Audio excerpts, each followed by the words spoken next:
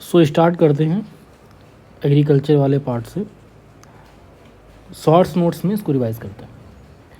India एक कृषि प्रधान देश है और यहाँ की 58% आबादी डायरेक्ट या इनडायरेक्ट रूप से एग्रीकल्चर पे ही डिपेंडेंट है। कृषि के दो प्रकार होते हैं, एक निर्वाह कृषि, दूसरी वाणिज्यिक कृषि। और निर्वाह कृषि में भी गहन कृषि जिसको एक्सटेंसिव एग्रीकल्चर और आदिम निर्वाह कृषि जिसको प्रिमिटिव सब्सिस्टेंस एग्रीकल्चर बोलते हैं, इसमें दो तरीके की कृषि आती है। एक है स्थानांतरित कृषि और एक है चलवासी या पशुचारण जिसको पेस्टोरलिज्म कहते हैं। स्थानांतरित कृषि मतलब शिफ्टिंग एग्रीकल्चर या स्लैश एंड बर्न इसको बोलते हैं। इनकी भारत में अलग अलग प्रदेशों में अलग अलग नामों से जाना जाता है। जैसे स्थानांतरित कृषि को नॉर्थ ईस्ट इंडिया में झूम कृषि के नाम से जानते हैं, आंध्र प्रदेश में इसको पोडू कहते हैं, छत्तीसगढ़ में इसको दीपा नाम से जाना जाता है, बुंदेलखंड में स्थानांतरित कृषि को व्यापार कहते हैं, ब्राज़ील में इसको रोका के नाम से जाना जाता है और मलेशिया देश में इसको लदांग के नाम से जाना जाता है। भारत में 3 प्रकार की फसलें पाई जाती हैं, रबी, खरीफ और जायद। ये रबी की फसल अक्टूबर-नवंबर में बोई जाती है और गेहूँ इसकी प्रमुख फसल है। खरीफ की फसल जून-जुलाई में बोई जाती है, अक्टूबर-नवंबर में काटी जाती है। चावल या धान इसकी प्रमुख फसल है। जायद की फसल मार्च-अप्रैल में बोई जाती है, जून-जुलाई में काटी जाती है और ये जितने भी खीरा, ककड़ी, खरबूज, तरबूज इत्यादि ये सब जायद की फसल में आते हैं। विश्व में हरित क्रांति के जनक डॉक्टर नॉर्मन ई बोरलॉग को माना जाता है, अर्नेस्ट बोरलॉग को माना जाता है और भारत में ये श्रेय MS स्वामीनाथन को दिया जाता है और इनको ही 2024 में भारत रत्न से प्रदान किया गया था, नवाजा गया था। फिर कुछ कृषि से संबंधित क्रांतियों की बात कर लेते हैं। सबको पता है कि श्वेत क्रांति दुग्ध से उत्पादन से संबंधित है, नीली क्रांति मत्स्य उत्पादन से, फिशरीज से रिलेटेड है, पीली क्रांति तिलहन और तेलों के उत्पादन से रिलेटेड है, हरित क्रांति खाद्यान्न उत्पादन से संबंधित है, सुनहरी क्रांति ये बागवानी से संबंधित है, रजत क्रांति या सिल्वर रेवोल्यूशन ये अंडा और मुर्गियों की उत्पादकता को बढ़ाने के लिए शुरू की गई थी, धूसर क्रांति या जिसको ग्रे रेवोल्यूशन बोलते हैं ये उर्वरक उत्पादन में वृद्धि के लिए शुरू की गई थी, गुलाबी क्रांति झींगा मछली या प्याज के लिए इसको जाना जाता है, काली क्रांति पेट्रोलियम और खनिज तेल के उत्पादन में वृद्धि के लिए शुरू किया गया था। अगर कर्ज की डाटा की बात की जाए तो भारत में सर्वाधिक कर्ज लेने वाले किसान परिवार इस डाटा के अनुसार आंध्र प्रदेश के नहीं, केरल के दिखाई दे रहे हैं। फिर अगला टॉपिक है प्रमुख फसलें, उनकी प्रजातियां और उनमें लगने वाले रोग।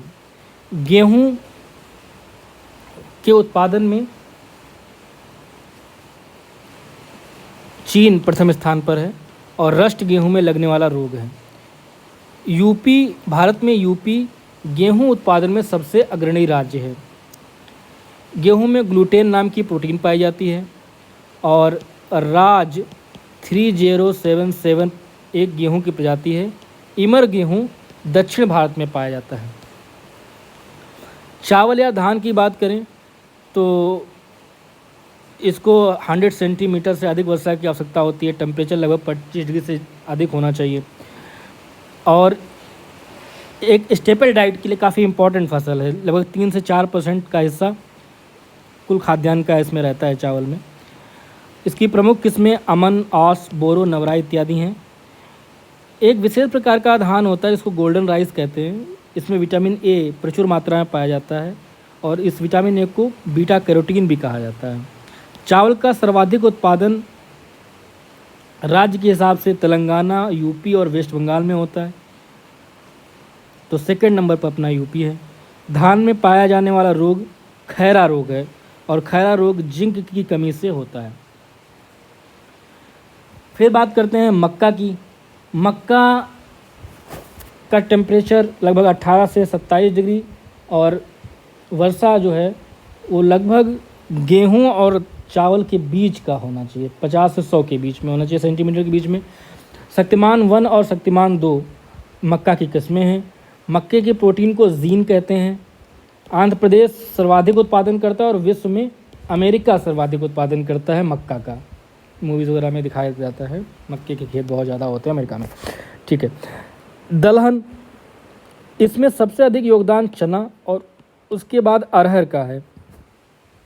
प्रोटीन युक्त खाद्यान्न दलहन उत्पादन में भारत में मध्य प्रदेश राज्य सर्वप्रथम आता है। मटर की पत्ती विहीन प्रजाति अपर्णा है।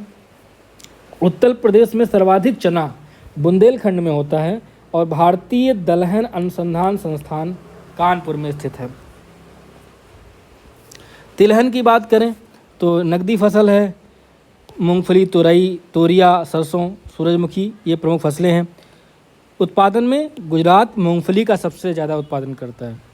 सरसों के उत्पादन में राजस्थान प्रथम स्थान पर आता है। सोयाबीन के उत्पादन में मध्य प्रदेश आता है। और किस चीज़ में आता है मध्य प्रदेश? मध्य प्रदेश दलहन में भी प्रथम स्थान पर आता है। सूरजमुखी का सर्वाधिक उत्पादन कर्नाटक करता है। ज्वार कम वर्षा में भी हो जाता है, लगभग 50% से कम। 40 सेंटीमीटर वर्षा होनी चाहिए, 25 से 32 डिग्री टेम्परेचर होना चाहिए। यूपी की एक खरीफ फसल है, जबकि दक्षिण भारत में इसको रबी और खरीफ दोनों फसल की तरह उगाया जाता है। ज्वार का सबसे बड़ा उत्पादक राज्य महाराष्ट्र है। ज्वार का सबसे बड़ा उत्पादक राज्य महाराष्ट्र है। महत्वपूर्ण तथ्य ये हैं कि उत्तर प्रदेश में कृषि निर्यात क्षेत्र लखनऊ, सहारनपुर, आगरा। आलू निर्यातक जोन आगरा है। बकरी की एक नस्ल है जमुनापारी। झुलसा रोग आलू में होता है। किसान बही योजना की शुरुआत 1992 में की गई थी। प्रथम दुग्ध संघ की स्थापना लखनऊ में हुई थी। और बाकी ये ललित अमरूद की किस्म है। अंकोरा बकरी ऊन के लिए प्रसिद्ध होता है। उत्तर प्रदेश में सर्वाधिक चना बुंदेलखंड में होता है। हाँ, ये दोनों इंपॉर्टेंट पॉइंट्स हैं कि नाबार्ड की स्थापना 12 जुलाई 1982 को हुई थी। शिव रमन, ना कि शिवचरण, शिव रमन समिति की अनुशंसा पे की गई थी और इसका मुख्यालय मुंबई में है। उत्तर प्रदेश में कृषि जलवायु के 9 क्षेत्र पाए जाते हैं। अच्छा, ये वाला डाटा देखिए कि भारत में जोतों का आकार बताइए। जो सीमांत होते हैं, जिसको मार्जिनल फार्मर्स बोलते हैं, अगर उनकी जोत का आकार लगभग 1 हेक्टेयर से कम है तो उनको सीमांत किसान कहते हैं। और देखने वाली बात यह है कि ये सीमांत किसान भारत में लगभग 67% है ना। छोटी जोत के 1 से 2 हेक्टेयर हो और 17% लगभग छोटी जोत के किसान हैं। अर्ध मध्यम ये 2 से 4 लगभग 10% हैं। मध्यम जोत के 4 से 10 हेक्टेयर लगभग 4% है। और बड़ी जोत के जो 10 हेक्टेयर से ज़्यादा की खेती है वो 7.7% है। तो नियरली 80% तो इतने से ही हो गया ना, छोटी और सीमांत किसान।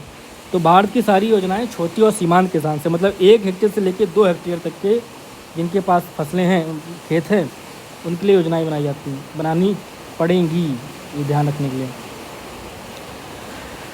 कपास रेशा बीज से प्राप्त होता है। कपास उत्पादन में गुजरात, महाराष्ट्र को प्रथम और द्वितीय स्थान है। तो पहला गुजरात है और दूसरा महाराष्ट्र अपना हो गया। कपास को ही श्वेत स्वर्ण या वाइट गोल्ड कहते हैं।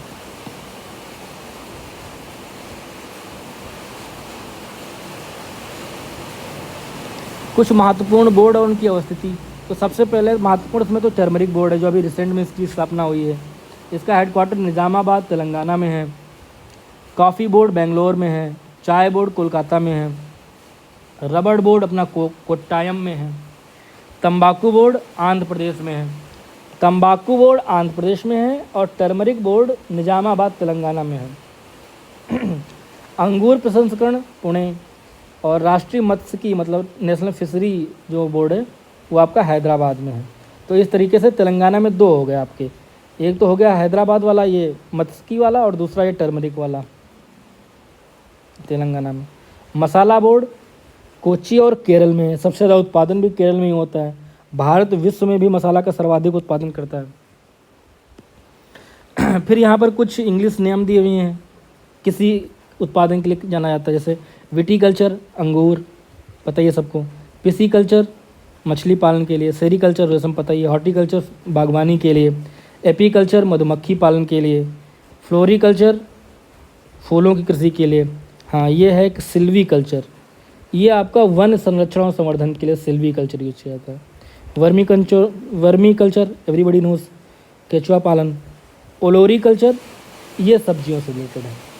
और मोरीकल्चर रेशम कीट के हेतु शहतूत की कृषि जो की जाती है, जैसे मतलब शहतूत उत्पादन किया जाता है फॉर रेशम पालन, रेशम कीट के पालन के लिए, तो उसको मोरीकल्चर कहते हैं। और रेशम उत्पादन के लिए सेरीकल्चर है ना। अगर शहतूत का उत्पादन कर रहे हो तो मोरीकल्चर, और रेशम का उत्पादन कर रहे हो तो सेरीकल्चर। ठीक है, नेक्स्ट पॉइंट। फिर कुछ विशेष प्रमुख कृषि संस्थानों की बात कर रहे हैं, तो जैसे कि भारतीय गन्ना अनुसंधान संस्थान ये लखनऊ में है, लेकिन वहीं अगर चीनी की बात करें तो ये कानपुर में है। आलू शिमला में है। भेड़ प्रजनन फार्म हिसार हरियाणा में है। विश्व मौसम संस्थान जिसको WMO वर्ल्ड मेट्रोलॉजिकल ऑर्गेनाइजेशन कहते हैं, इसका हेडक्वार्टर कहाँ पे है? जिनेवा में है। खाद्य एवं कृषि संस्थान संगठन FAO इटली में है, रोम में। अंतर्राष्ट्रीय चावल अनुसंधान संस्थान फिलीपींस में है। और केला वाला तमिलनाडु में, राष्ट्रीय केला अनुसंधान संस्थान त्रिची तमिलनाडु में है। डेयरी विकास बोर्ड आनंद, वही अमूल वाला, तो डेयरी विकास बोर्ड कहाँ पे? आनंद गुजरात में है। और राष्ट्रीय दलहन अनुसंधान संस्थान अपने कानपुर में है। फिर वही बात हमने जो अभी थोड़ी देर पहले देखी थी, अलग अलग क्षेत्रों में स्थानांतरित कृषि को अलग अलग नाम से जानते हैं, जैसे दीपा बस्तर जिला का है ना, कमान वंगा पामा डरबी उड़ीसा, कुमारी पश्चिमी घाट, झमुक पूर्वी घाट, बेवार डहिया मध्य प्रदेश, जारायोम एरका सदर्न स्टेट, और हिमाचल प्रदेश में इसको खील कहते हैं, राजस्थान में इसको बलरा कहते हैं। तो एक तो दीपा नाम थोड़ा सा मिलता जुलता है, तो लेकिन बस्तर का है, ये भी, इसको भी कृषि का है, कृषि के लिए यूज करते हैं। सिंचाई वाली बात जब करते हैं, भारत में सिंचाई का क्या स्तर है, तो 3 तरीके की भारत में योजनाएं चलती हैं भारत में सिंचाई के लिए। एक होती है वृहद सिंचाई योजना, दूसरी है मध्यम, तीसरी है लघु। तो वृहद सिंचाई परियोजना में 10,000 हेक्टेयर है उससे अधिक योग्य भूमि इसमें आती है। 2,000 से 10,000 के बीच में ये है आपका मध्यम सिंचाई योजना। और लघु सिंचाई योजना जो है 2,000 हेक्टेयर से कम भूमि वाली परियोजनाएं जो भी हैं उनको लघु सिंचाई परियोजना कहते हैं। तो भारत में जितनी भी कृषि योग्य भूमि है उसका लगभग 47% सिंचित भूमि की कैटेगरी में आती है, या वैसे डाटा देखा जाए तो 50% से कम सिंचित भूमि में आती है। भारत यूपी में नलकूपों द्वारा सर्वाधिक सिंचाई की जाती है। फिर पशुओं में रोग जैसे कि खुरपका एवं मुँहपका, ये सारा वायरस से होता है। गला घोंटू ये आपका जीवाणु से होता है।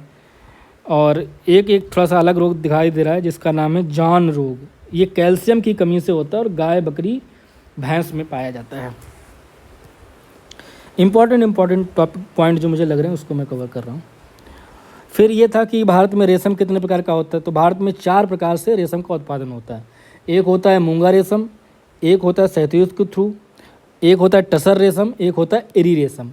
तो भारत में सर्वाधिक जो रेशम होता है वो मूंगा रेशम का उत्पादन किया जाता है। फिर है आपका कि टसर रेशम, शहतूत कर्नाटक में, तो इस तरीके से इसको हम समझ सकते हैं।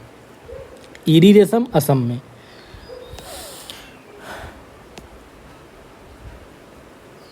फिर ये कुछ फैक्ट्स ने दिए हैं, जैसे कि माहू सरसों का प्रमुख कीट है लगने वाला। फेब्रिन रोग मधुमक्खी में लगता है। भारत में टिड्डियों का प्रवेश राजस्थान से होता है। फिर अगर उत्पादन में देखो डाटा अलग से दिया हुआ है, तो दलहन जूट और मसाले इनके उत्पादन में विश्व में भारत प्रथम स्थान पे आता है, जबकि मूंगफली, चावल, गेहूँ, आलू, गन्ना और चाय, इन सब में भारत दूसरे स्थान पर आता है। चावल में चीन, गेहूँ में चीन, आलू में चीन, गन्ना में ब्राज़ील, चाय में चीन, तंबाकू में भी चीन, भारत दूसरे स्थान पर। फिर फल के खाने वाले भाग, आम, केला, पपीता का मध्य फल भित्ति खाते हैं, केला का मध्य फल भित्ति खाते हैं, सेब नाशपाती में मांसल पुज्यासन, लीची में एरिल, अमरूद में अंगूर में प्लेसेंटा, टमाटर में फला भित्ति, नारियल में एंडोस्पर्म, कॉटिलीडन्स एवं एम्ब्रियो इसका खाया जाता है। अनार का रसदार टेस्टा, ये इसका खाने वाला भाग है। शहतूत में परिदल पुंज खाए जाते हैं। बादाम का बीज खाया जाता है। और गेहूँ, चावल, मक्का और जौ का एंडियोस्पर्म और एम्ब्रियो खाने वाले भाग का नाम होता है। फिर सब्जियों में रंग और कड़वापन के कारण क्या होते हैं, जैसे कि प्याज में गंध एलाइल प्रोपाइल डाइसल्फाइड की वजह से होती है, जबकि लहसुन में गंध एलासिन की वजह से होती है। टमाटर का लाल रंग लाइकोपिन की वजह से होता है। मिर्च का लाल रंग कैप्सोन्थिन की वजह से होता है। चने की पत्ती में खटास ऑक्जेलिक एसिड की वजह से होती है। हल्दी में पीला रंग कुरकुमिन की वजह से होता है। गाजर का लाल रंग एंथ्रोसाइनिन, मिर्च में लाल रंग कैप्सोन्थिन, आलू का हरा रंग सेलेमिन, करेले में कड़वाहट होती है मेमोडिरकोसाइड की वजह से, खीरे में कड़वाहट होती है कुकुरबिटेसिन की वजह से, और मिर्च में चरपराहट जो होती है ये कैप्सेसिन की वजह से होती है। और मूली का तीखापन मूली का तीखापन जो होगा ये साइनेड की वजह से होता है। ऑलराइट। फिर फलों में विभिन्न खनिज तत्वों की कमी से कुछ रोग हो जाते हैं, जैसे नींबू में लिटिल लीफ और डाई बैक रोग कॉपर की कमी से होता है। आम और बैंगन में लिटिल लीफ का रोग जिंक की कमी से होता है। अंगूर में बोरान की कमी से होता है। नींबू में मॉलिब्डेनम की वजह से होता है। अमरूद में जस्ता की कमी से होता है। लीची में पोटेशियम की कमी से उसकी पत्ती जल जाती हैं। फिर कह रहा है ये कि पशुओं में बीमारी और उनके कारण बताइए। तो रिंग वॉर्म जो दाद खाज है ये फंगस इन्फेक्शन होता है। टेप वॉर्म होता है अंतः परजीवी। डैगेनाला भोजन में सेलेनियम की अधिकता जब हो जाती है उसकी वजह से डैगनाला नाम का बीमारी हो जाती है। टिक फीचर प्रोटोजोआ की वजह से होता है। रिकेट्स सबको पता है कि विटामिन डी की कमी से होता है। डायबिटीज़ अगर हार्मोन्स में गड़बड़ी हो जाती है उस वजह से। हीमोफीलिया एक आनुवांशिक रोग है। और मांसपेशियों में संकुचन ऑक्सीटोसिन द्वारा किया जाता है और असाधारण वृद्धि के लिए भी और दूध निकालने के लिए भी जानवरों में एक ऑक्सीटोसिन का इंजेक्शन लगाते हैं जिसमें मांसपेशियों का संकुचन होता है और इसको यूज़ किया जाता है। फिर एक 23-24 का डाटा दिया हुआ है उत्पादन के हिसाब से। तो चावल में तेलंगाना, गेहूं में यूपी, मक्का में कर्नाटक, और अगर पूरा वैसे अनाज ही देखा जाए तो उसमें कर्नाटक, चना एमपी, अरहर का उत्पादन सबसे ज़्यादा कर्नाटक में होता है।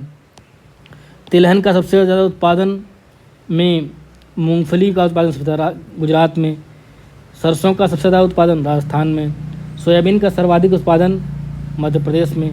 और नगदी फसलों की अगर बात की जाए तो गन्ना का सर्वाधिक उत्पादन यूपी करता है, महाराष्ट्र करता है, फिर कर्नाटक करता है। यूपी, महाराष्ट्र और फिर कर्नाटक।